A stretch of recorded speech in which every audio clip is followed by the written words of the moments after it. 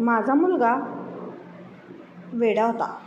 मी त्याचे लग्न एका गरीब कुटुंबातील मुलीशी केले, जी अनाथ होती. मी तिची खूप काळजी घ्यायचे आणि त्या मुलीवर प्रेम करायचे, कारण मला माहीत होतं की माझा वेडा मुलगा तिला रात्रभर त्रास देतो. पण ती इतकी साधी मुलगी होती की तिने एक शब्दही उच्चारला नाही. आता ती गरोदर होती. मी दार बंद करून तिला माझ्यासोबत झोपायला लावायचे. एक रात्र मी डोळे उघडले तेव्हा मला माझी सून कुठेही दिसली नाही. मी धावतच माझ्या मुलाच्या खोलीत गेले. तेव्हा पायाखालची जमीनच निघून गेली. मोठ्या मजबुरीने मी हे पाऊल उचलले होते. असं होईल असं मला कधीच वाटलं नव्हतं. मी माझ्या घरात शांततापूर्ण जीवन जगत होते. पण माझ्या मोठ्या सुनेने मला असा प्रकार सांगितला की पायाखालची जमीनच निघून गेली. ती तिच्या 4 वर्षाच्या मुलीचा हात धरून खूप रागाने माझ्या खोलीत शिरली. ती तिच्या तीक्ष्ण नजरेने माझ्याकडे बघत होती. ती म्हणाली, आज माझा नवरा यायला हवा. मी देवेनला सांगेन की आम्ही हे घर सोडू. वेडा मुलगा जिथे राहतो त्या घरात मला राहायचं नाही. मी म्हणाले, काय झालं रागिनी? आजच्या आधी तू असं काही बोलली नाहीस. मी म्हणू लागले, माझ्या 4 वर्षात त्याच्या मुलीला विचारा तिचा वेडा काका तिला काय म्हणत होता. काव्या, मला जे सांगितलं ते ऐकून मी थक्क झाले. मी तिला म्हणाले, देवाखातर रागिनी हे घर सोडू नकोस. मी ओमची काही व्यवस्था करेन. आईकडून तिचे मूल हिरावून घेऊ नकोस. तो आधीच जाणिवेच्या पलीकडे आहे आणि आता तू देवेनला जर बरोबर घेऊन गेलीस तर मी पूर्णपणे एकटी पडेन. हे पहा रागिनी, तू पुन्हा गरोदर आहेस. तुझ्या घरी एक मूल येणार आहे. देव न करो देवेनसारखा मुलगा तुझ्या घरी जन्माला येऊ. मी रोज सकाळ संध्याकाळ सहन करत असलेल्या या दुःखातून तू कधीही जायला नकोस. माझे बोलणे ऐकून रागिनी घाबरली. ती म्हणाली, ठीक आहे, मी तुला एक शेवटची संधी देते, पण आता जे काही करायचे आहे ते लवकर करा, नाहीतर मी खरंच हे घर सोडेन.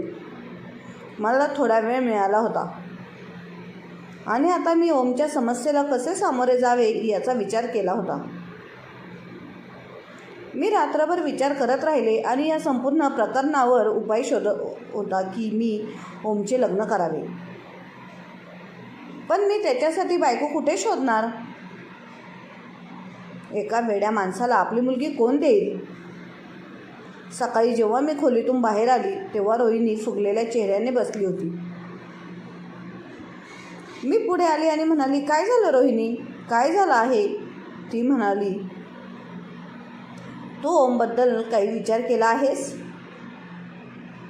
मी तिच्याजवळ जाऊन बसले आणि म्हणाली, तुला काय वाटते, काय केले पाहिजे? रोहिणी मग म्हणू लागली, याचा अर्थ त्याला मानसिक रुग्णालयात पाठवले पाहिजे.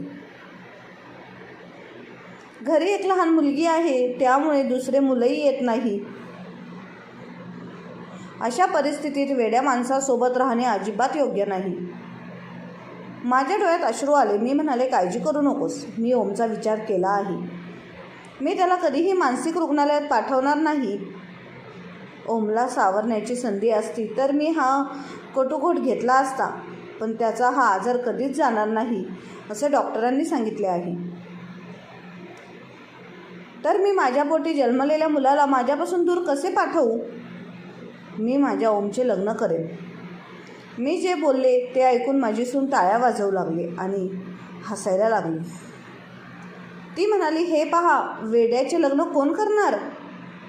मला तिचं टोन आवडलं नाही. मी म्हणाले, माझ्या पतीने आपल्या मुलासाठी करोडोची संपत्ती सोडली आहे.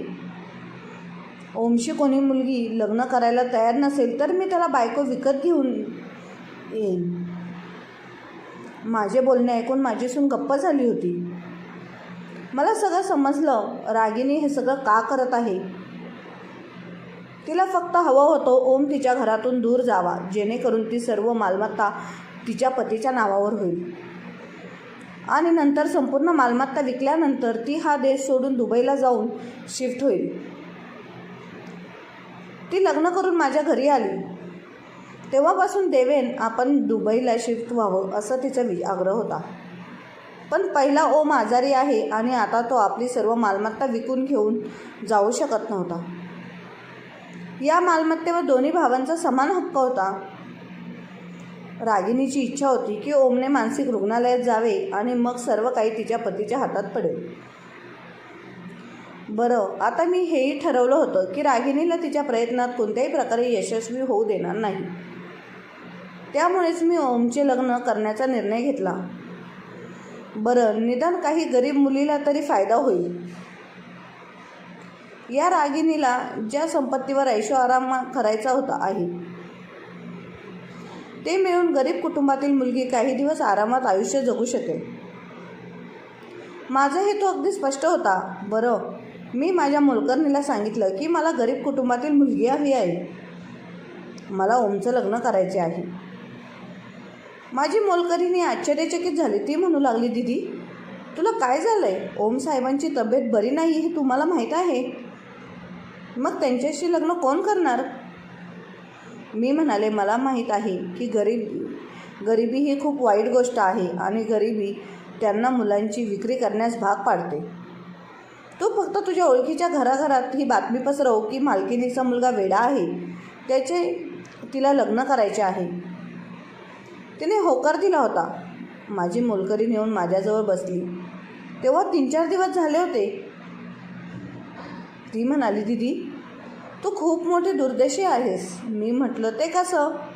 त्यावेळी मोलकरणीने सांगितलं की माझ्या घराशेजारी एक बाई आहे. तिला तिच्या एका अनाथ मुलीचे लग्न करायचे आहे. मी तिला सांगितले की मालकिनीचा मुलगा वेडा आहे. तर ती म्हणाली, मला मान्य आहे. निदान माझ्या मुलीला 2 वेळचे जेवण तरी मिळेल. इकडे ती सकाळ संध्याकाळ भावांचे चपला साफ करते आणि वहिन्यांकडून टोमणे ऐकते. मग कुठेतरी तिला भाकरी मिळते. हे ऐकून मला त्या मुलीची काळजी वाटली. मी म्हणाले, ठीक आहे. मग आज संध्याकाळी मग मला त्यांच्या घरी घेऊन जा. मोलकरणीने मुलीच्या कुटुंबियांना आधीच माहिती दिली होती. संध्याकाळी घरातील कुणालाही न सांगता मी मोलकरणीसोबत बाहेर पडले होते. आम्ही दोघी मुलीच्या घरी गेलो. इतक्या घट्ट जागेत माणसं राहू शकतात हे पाहून मला धक्काच बसला.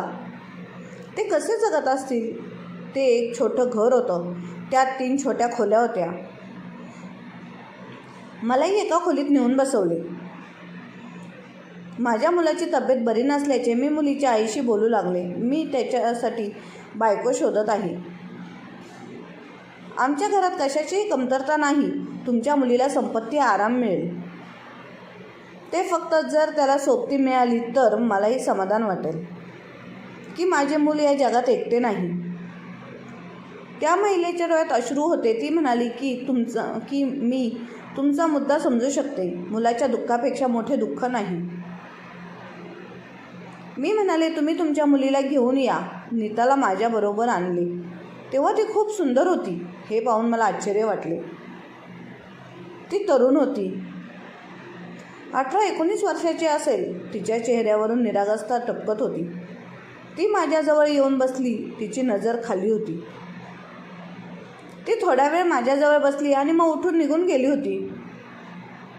तेवढ्यात नीताचे दोन्ही भाऊ येऊन बसले. ते म्हणाले की तुम्ही आमच्या बहिणीचे नाते मागत आहेत. मी त्याला सगळं खरंच सांगितलं की माझा मुलगा मानसिकदृष्ट्या कमकुवत आहे.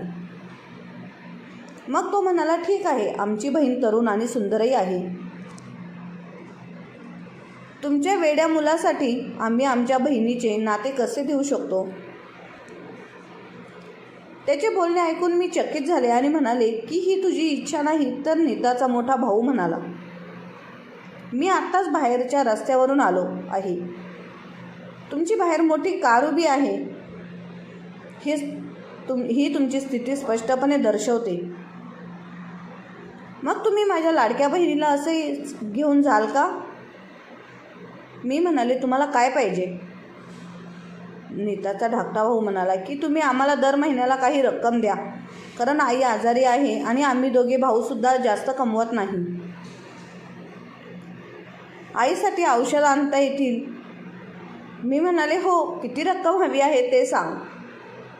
तर नीताचा मोठा भाऊ म्हणाला, दर महिन्याला 30,000 द्या. याशिवाय नीताला 5 लाख, एक कार आणि घर मिळाले तर बरे होईल. घर नीताचे असेल पण आम्ही त्यात राहू. त्याच्या या सर्व गोष्टी मी स्वीकारल्या होत्या. मी म्हटलं, मला सगळं मान्य आहे, याशिवाय तुम्हाला काही हवे असल्यास सांगा. त्या दोन्ही भावांना आश्चर्य वाटले. मग त्यांनी एकमेकांकडे बघितले आणि म्हणाले की तुम्ही आम्हाला एखाद्या व्यवसायात चांगली नोकरी मिळवून दिली तर खूप मोठे उपकार होतील. ते म्हणाले, ठीक आहे, तुमचे हे कामही होईल. मी पुढच्या रविवारी येईल आणि माझ्या सुनेला घेऊन जाईल. दोघे खूप खुश झाले. लॉटरी जिंकल्यासारखा त्यांचा चेहरा दिसत होता. दोघे निघून गेल्यावर नीताची आई म्हणू लागली, दीदी मला माफ कर, मला कोणत्याही प्रकारचा लोभ नाही, पण हे माझी मुलं आहेत, त्यांना माझी मुलगी सोन्याच्या कोंबड्यासारखी वाटते. त्यांच्याकडे राहिल्यास त्यांना सोन्याची अंडी द्यायची आणि बाहेर गेली तर सोन्याच्या भावाने विकायची. इथे घरी ते बायकांसमोर काम करायला लावतात. आता बहीण जात आहे तर आम्ही तिच्यामार्फत पैसे कमवू. त्या दोघांनी नीताला आधीच विकले आहे. हा दिवस पाहण्यासाठी मी का मेले नाही. मी तिला म्हणाले, काही हरकत नाही, काळजी करू नका. मला ते चांगले माहीत आहे, वाईट लोक सर्वत्र आहेत. नीताच्या आईचे शब्द गप्प झाले होते. मी घरी जाऊन आधी त्याला सांगितलं की मी ओमचे लग्न करणार आहे. त्यामुळे त्यालाही आश्चर्य वाटले. आई, तू काय बोलत आहेस? त्यावेळी मी म्हणाले, मुलीची आई या नात्यासाठी तयार आहे. मुलगी खूप गोड आहे आणि ती लहान वयाची आहे. ती ओमला आनंदी ठेवेल. तर देवेन म्हणू लागला, आई, ती मुलगी ओमला खुश ठेवेल, पण मुलीचे काय होणार? ओम तिला खुश ठेवू शकेल का? हाच प्रश्न मला खूप घाबरवायचा. मी गप्प झाले आणि उठून माझ्या खोलीत आली. लग्नाचा परिणाम काय होईल हे माहीत नव्हते, पण त्या मुलीचा निरागस चेहरा पाहून सर्व काही ठीक होईल हे मला माहीत होतं. हे एक साधे लग्न होते आणि मी नीताला निरोप देऊन तिला माझ्या घरी आणले. ती खूप शांत मुलगी होती. ती डोळे खाली करून बसली होती. मी तिला ओमच्या खोलीत सोडले आणि निघू लागले. तर ती माझ्याकडे घाबरली नजरेने पाहत म्हणाली, आंटी म्हणाली, आंटी, माझे काही वाईट तर होणार नाही ना? तिच्या या प्रश्नाने माझे मन हादरून गेले. मी तिचा हात धरला आणि म्हणाले, नाही, काही वाईट होणार नाही, कारण मी माझ्या ओमला ओळखत होते. त्याने कोणाचेही नुकसान केले नाही. मी माझ्या खोलीत आले आणि माझ्या डोळ्यात बघत रात्रभर घालवले. सकाळी उठून मी ओमच्या खोलीत गेले तेव्हा मला नवविवाहित वधूला पाहून आश्चर्य वाटले. तिचा चेहरा लाल झाला होता. मी म्हणाले, नीता, हे सर्व काय आहे? तर ती रडत तिने ओमच्या दिशेने बोट दाखवले. माझे हृदय माझ्या तोंडापर्यंत पोहोचले. मी कधी विचारही केला नाही असे होईल. मी तिचे सांत्वन केले आणि म्हणाले, काळजी करू नकोस, ओम बरा होईल. माझा ओम तसा नाही. मुलीने मान हलवली. मग ती स्वयंपाकघरात गेली आणि घरातल्या लोकांसाठी नाश्ता तयार करू लागली. मी तिला थांबवले होते. मी म्हणाले, हे तुझे काम नाही. घरात एक मोलकरीण आहे, ती हे सर्व कामं करेल. तू फक्त आराम कर आणि खा पी. नीता हसली होती. 1 तास झाला. तेवढ्यात नीताच्या दोन्ही वहिनी हातात नाश्त्याचे ट्रे धरून आमच्या घरी आल्या. ते सर्व बाजूने मोठ्या इच्छेने सरांकडे पाहत होती. मला खूप भीती वाटत होती की जर त्यांनी नीताच्या चेहऱ्याकडे पाहिलं तर त्या गोंधळ घालतील, पण मला आश्चर्य वाटले. जेव्हा त्यांनी एकदाही नीताला तिच्या चेहऱ्याबद्दल विचारले नाही, ते फक्त त्यांच्यात लोभापायी भस्म होत होत्या. मोठ्या वहिनी नीताच्या कानात कुजबुजल्या, आम्ही नाश्ता आणला तर तुझ्या सासूबाई आम्हाला काही गिफ्ट देतील. मी सर्व ऐकले होते, पण मला काहीच ऐकू येत नव्हते असे मी व्यक्त केले. बरं, दोघेही निघू लागले. तेव्हा मी पाकिटात थोडे पैसे ठेवले आणि त्यांना दिले. मला माहीत होते की त्यांना त्या गोष्टीचा खूप आनंद होईल. माझी सून रागिनी मला म्हणू लागली, आंटी, मी तुम्हाला सांगितले होते ओमचे लग्न करू नका. आता हेच नशीब रोज या मुलीचे होणार आहे. देवेनसुद्धा म्हणत होता की आई, तू ओमचे लग्न करून काही चांगलं केलं नाहीस. तेव्हा नीता म्हणाली, तुम्ही दोघे माझ्या नवऱ्याबद्दल असे बोलू नका. तो कोणीही असो, माझा नवरा. मी माझे संपूर्ण आयुष्य त्याच्यासोबत घालवायला तयार आहे. हे ऐकून दोघेही आश्चर्यचकित झाले. असतानाच मीही आश्चर्यचकित झाले होते. आता हे रोजचेच झाले होते. रोज सकाळी खोलीतून बाहेर पडल्यावर रात्रीच्या वेदना तिच्या चेहऱ्यावर स्पष्ट दिसत होत्या. मी 1-2 वेळा ओमला समजावण्याचा प्रयत्न केला की मी त्याला सांगितले की तू तुझ्या बायकोला मारशील तर ती घर सोडून जाईल, तुला पुन्हा एकटे राहावे लागेल. तर ओमला खूप राग आला. तो वस्तू उचलायला लागला आणि फेकायला लागला आणि म्हणायचा की तिला कोणीही घेऊन जाऊ शकत नाही. मी ओमला सांगितले की तुझी बायको तुझ्या रागाच्या भीतीने पळून जाईल. त्यामुळे ओम कानावर हात ठेवून सॉरी म्हणायचा, पण त्याच्या वृत्तीत कोणताही बदल झाला नाही. नीता घर सोडून निघून जाईल अशी भीती मला वाटत होती. त्यामुळे जेव्हा ओमने नीतावर हात उचलला तेव्हा मी तिच्या कुटुंबियांना मोठमोठ्या वस्तू भेट पाठवत असे. कधी फ्रीज घेतला तर कधी TV दिला. यापर्यंत मी की त्यांच्या घरी AC लावला होता. हे सगळं मी त्यासाठी करत होती, जर नीताला तिच्या घरी परत जायचे असले तरी तिच्या लोभी वहिन्या तिला अडवतील, तिला माझ्यासोबत राहण्यास भाग पाडतील. नीता शांत असायची, पण तिने माझी खूप काळजी घेतली. एके दिवशी ती आजारी पडली तेव्हा मी तिच्या जवळ जाऊन बसले. मी नीताला विचारलं, तुला काय झालं? तेव्हा ती ढसाढसा रडायला लागली आणि म्हणाली, आंटी, मी काही दिवसांपासून अस्वस्थ आहे. मला बरं वाटत नाही आहे. मी तुम्हाला सांगू शकले नाही की तुम्ही म्हणाल की तिच्या कुटुंबियाने रुग्ण मुलीला आमच्याकडे सोडले आहे, पण काही दिवसांपासून मला उलटे आणि चक्कर येत आहे. नीताचे म्हणणे ऐकून मला काही शंका आली. मी म्हणाले, ओम तुझ्याकडे कधी आला होता का? असे म्हणून तिने मान हलवली. मी म्हणाले, मी तुला डॉक्टरांकडे घेऊन जाते. तू प्रेग्नेंट आहेस असे दिसते. मी नीताला डॉक्टरांकडे घेऊन जाऊ लागले. तेव्हा ती म्हणाली, आंटी, मी माझ्या वहिनीच्या डॉक्टरांकडे जाणार आहे. माझी वहिनी छान डॉक्टरांकडे जायची आणि मला वाटायचं की ती कधी अशी बातमी मिळाली तर मी त्याच डॉक्टरांकडे जाईन. तर मी हसले आणि म्हणाले, मी तुला तुझ्या वहिनीपेक्षा चांगल्या डॉक्टरांकडे घेऊन जाईन, याची तू काळजी करू नकोस. तर माझे बोलणे ऐकून नीताच्या डोळ्यात पाणी आले. ती म्हणाली, आंटी, ही माझी छोटी इच्छा आहे. तुम्ही सहमत असाल तर मला खूप आनंद होईल. मुलीची इच्छा पूर्ण केली तर काय होईल असा विचार मनात आला. कुणास ठाऊक, देव माझ्याशी सहमत असेल आणि मला खरंच बातमी मिळेल की माझी सून आम्हाला आमच्या घराचा वारस देणार आहे. मी नीताला डॉक्टरांकडे घेऊन गेले तेव्हा डॉक्टरबाईने बातमीला दुजोरा दिला. ती म्हणू लागली की नीता गरोदर आहे. हे खरे आहे. मग असं झालं की माझं आयुष्य बदलून गेलं. मी आनंदाने 7व्या आभाळावर होती. मी माझ्या सुनेच्या कपाळाचे चुंबन घेतले. मी म्हणाले, नीता, तू नशिबवान आहेस, म्हणून माझ्या घरच्या वारसाला जन्म देणार आहेस. आता ओमच्या सर्व मालमत्तेची मालकीन मी माझ्या वारसाच्या नावावर करीन. मी अशा व्यक्तीला त्याच्या मुलाच्या वाट्याचा आनंद देणार नाही जो त्याला मानसिक रुग्णालयात पाठवणार होता. आणि त्याने होकार दिला होता. तिच्या तोंडून एकही शब्द निघत नव्हता. माझ्या सुनेला मालमत्तेचा ती खूप साधी मुलगी होती, पण तिच्यामुळे तिच्या कुटुंबियांना रोख रक्कम मिळत होती. नीताला या जगात फक्त तिच्या भावी मुलांमध्ये रस होता, पण ओमनेही तिच्यावर हात उचलला. मला खूप भीती वाटत होती की मुलाला काहीतरी होईल. त्यावर उपाय शोधला, तो म्हणजे मी नीताला माझ्या खोलीत झोपायला लावू लागले. मी तिला सांगितले की मूल होईपर्यंत ती माझ्याकडेच राहणार. ओम या प्रकरणावर खूप बोलला, पण मी त्याचं काही एक ऐकणार नव्हते. मी माझ्या निर्णयावर ठाम राहिले आणि मग हळूहळू ओमला हे समजायला लागले. एक दिवस नीता खूपच निराश होऊन बसली होती. मी तिच्याजवळ जाऊन बसले आणि तिला विचारले, काय झाले आहे नीता?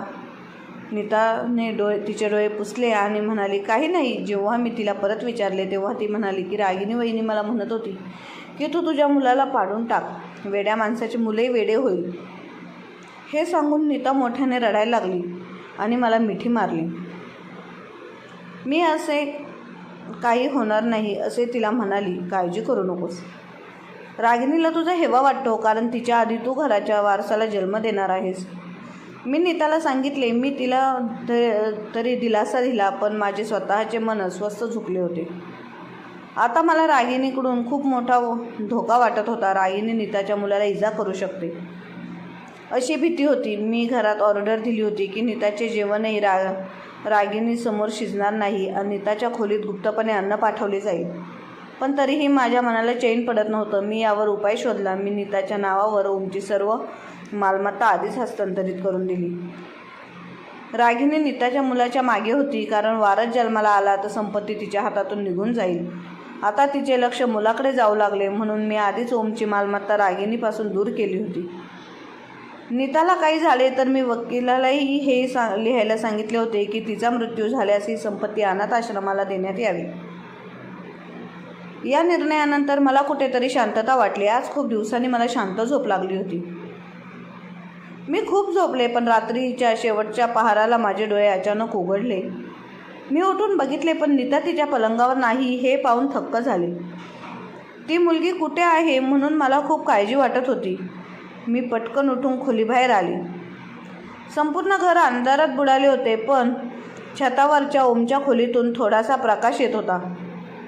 मी पटकन पायऱ्या चढून दुसऱ्या मजल्यावर पोहोचले. ओमच्या खोलीचा दरवाजा किंचित उघडा होता. मी आत डोकावले, पण ते दृश्य पाहून मला आश्चर्य वाटले. नीता हे करू शकते याची मी स्वप्नातही कल्पना केली नव्हती. आज तिने निर्लज्जपणाच्या सर्व मर्यादा ओलांडल्या होत्या. आता मला चांगलंच कळलं होतं की नीता माझ्या मुलासोबत खूप चुकीचं करत होती. त्यामुळे मी माझ्या सुनेला काहीच बोलू शकले नाही आणि माझ्या खोलीत येऊन झोपली. मी परत आल्यानंतर मला माहीत नव्हते मी या बीवीमध्ये काय झाले. सकाळच्या आधी नीता रूमवर परतली होती, पण मी झोपेत राहिले होते. सकाळी उठल्यावर मला नीता खूप उदास दिसली. मी तिच्या चेहऱ्यावर लाल इशाने उमटले होते. मी म्हणाले, नीता तुझ्या चेहऱ्याला काय झालंय? तर ती रडायला लागली आणि म्हणाली, आंटी, ओम रात्री तुमच्या खोलीत आला होता. जेव्हा तुम्ही झोपल्या होत्या तो मला माझ्यासोबत चल म्हणत होता. मला तुझ्याशी महत्त्वाचे बोलायचे आहे. मी त्याच्यासोबत ओमच्या खोलीत गेले असता त्याने माझ्यावर हल्ला केला. मी म्हणाले, तू त्याच्यासोबत का गेली होतीस? मी नकार दिल्यावर ते म्हणाले, आंटी, ओमने जे सांगितले ते मी रद्द करू शकत नाही. तो माझ्यासाठी खूप खास आहे. परिस्थिती वेगळी असली तर मी नीताची गोष्ट ऐकून तिला ओरडले असते, पण आता मला संपूर्ण सत्य कळले होते. मला वेळ आल्यावर सगळं उघडायचं होतं. आता मला नीता अस्वस्थ व्हायला नको होती आणि माझ्या भावी नातवाच्या तब्येतीवर विपरीत परिणाम व्हावा असे मला वाटत नव्हते. आम्ही सर्वांनी एकत्र नाश्ता केला. बोलता बोलता मला झोप येऊ लागली आणि मी उठून माझ्या खोलीत आले. मला माहीत नाही किती वेळ झोपली होती. बाहेरून येणारा आवाज ऐकून माझे डोळे उघडले. बाहेर आले तेव्हा माझ्यासमोर एक विचित्र दृश्य.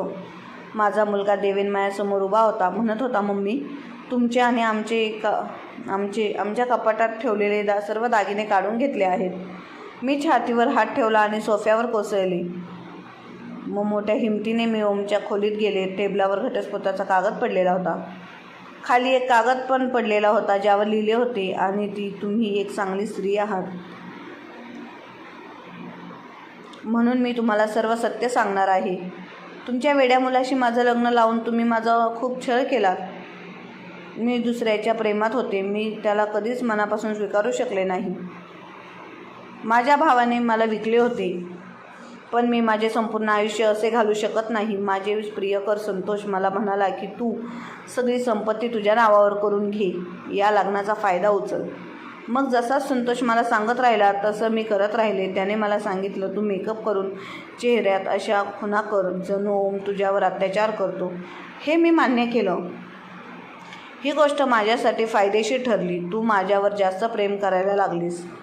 लग्नाच्या पहिल्याच रात्री मी ओमला घाबरवले होते. तो माझ्यापासून लांब राहत होता. त्याच्याकडे एवढीही हिंमत नव्हती की तो माझ्याशी बोलेल. तसेच मी गरोदरही नव्हती. तुम्ही मालमत्ता माझ्या नावावर हस्तांतरित केली आहे. धन्यवाद. आता मी संतोषसोबत एक शांततापूर्ण जीवन जगेन. हे पत्र वाचून मी थरथर कापायला लागले. काल रात्री मी नीताला ओमच्या खोलीत पाहिलं. मेकअप करून ती चेहऱ्यावर खुणा करत होती. तिचे वास्तव मला कळले होते, पण नातवामुळे मी गप्प राहिले. पण नातू कुठेच नव्हता. ते खोटे होते. नीताने आम्हाला सर्वांना झोपेच्या गोळ्या नाश्त्यात मिसळून दिल्या होत्या. आम्ही सर्व झोपी गेलो तेव्हा तिने आरामात आपली कृती पूर्ण केली. देवेन म्हणू लागला, आई तुला लग्नाची काय गरज होती? मी म्हणाले की रागिणीने मला सांगितले होते की ओमने काव्याची बाहुली धरली होती आणि ती माझी वधू असल्याचे तिला सांगितले होते. याचा आपल्या मुलीच्या मनावर विपरीत परिणाम होईल अशी भीती रागिणीला वाटते. म्हणूनच रागिणीने घरातून निघून जात असल्याचे सांगितले. मी तिला जाण्यापासून थांबवले आणि विचार केला की मी ओमसाठी वधू आणेन. देवेन म्हणू लागला, आई अशा परिस्थितीत तू ओमसाठी नवरी नव्हे तर बाहुली आणायला हवी होती.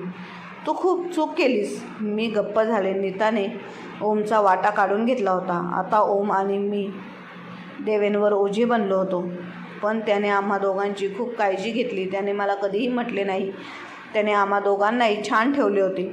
आता माझी इच्छा आहे की मी इतकी घाई केली नसती तर अनोळखी मुलीपेक्षा ओमच्या मालमत्तेचा उपभोग माझ्या देवेननेच घेणे अधिक चांगले झाले असते. ते म्हणतात ना, अतिघाई संकटात नेईल. मित्रांनो, मला आशा आहे की तुम्हाला आमची कथा आवडली असेल. कथा आवडली असेल तर व्हिडिओला लाईक करा. धन्यवाद.